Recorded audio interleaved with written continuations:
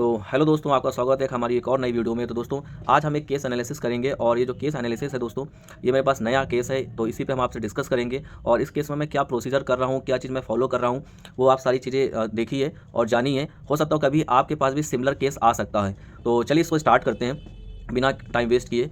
तो दोस्तों, केस का जो फैक्ट कुछ इस तरीके से है कि एक गाड़ी की चोरी की रिपोर्ट लिखाई जाती है, FIR कराई जाती है अज्ञात में।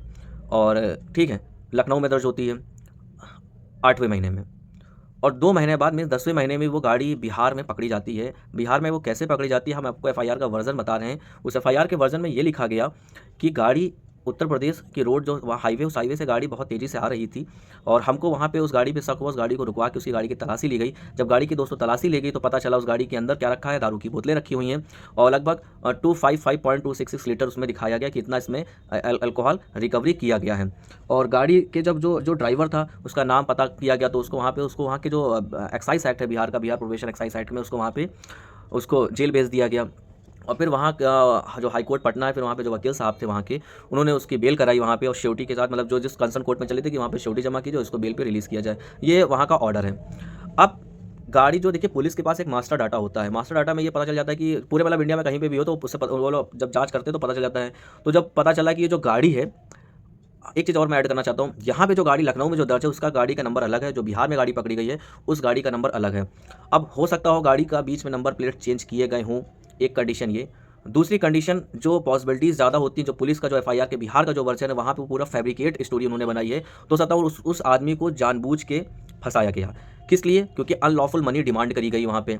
भाई वो अनलॉफुल मनी नहीं दे पाया, इस वजह से उसको उसके अगेंस्ट में सब सेक्शन में उसको अंदर कर दिया। अब जो अंदर वहाँ पे जो डिमांड, मतलब जो भी उसने मुझे बताया कि इतना डिमांड किया गया, वो मैं डिस्क्लोज़ नहीं कर सकता हूँ उस टाइम पे। सबसे बड़ी बात ये थी कि उस पर्सन को नॉलेज ही नहीं था कि उस गाड़ी में लिक्विड भी रखा हुआ है। ये बहुत बड़ी बात है, यही हाई कोर्ट के ऑर्डर में भी लिखा हुआ है कि उस पर्सन को नॉलेज नहीं था। तो ये सारी चीज़ें हो गई। अब हमारे पास यहाँ पे लखनऊ में केस आता है जो बिहार में हो गया। अब लखनऊ की बात करते हैं। तो लखनऊ में अब हम इस गाड़ी के लिए क्या, गाड़ी का जो ऑनर है मुझे उससे मतलब नहीं, मुझे उस पर्सन से मतलब है।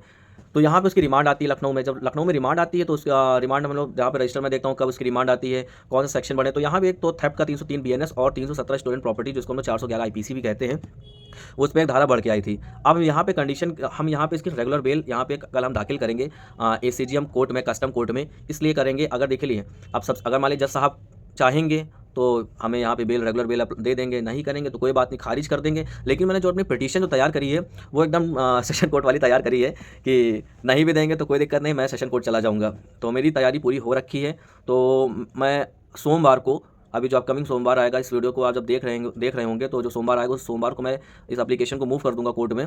और जो भी होगा, कैसा कि अगर भाई खारिज होगी तो भी हम आपको वो शॉर्ट वीडियो में बता देंगे। अगर मान लीजिए वो अलाउ हो जाती है तो भी मैं आपको शॉर्ट वीडियो में वो बता दूंगा।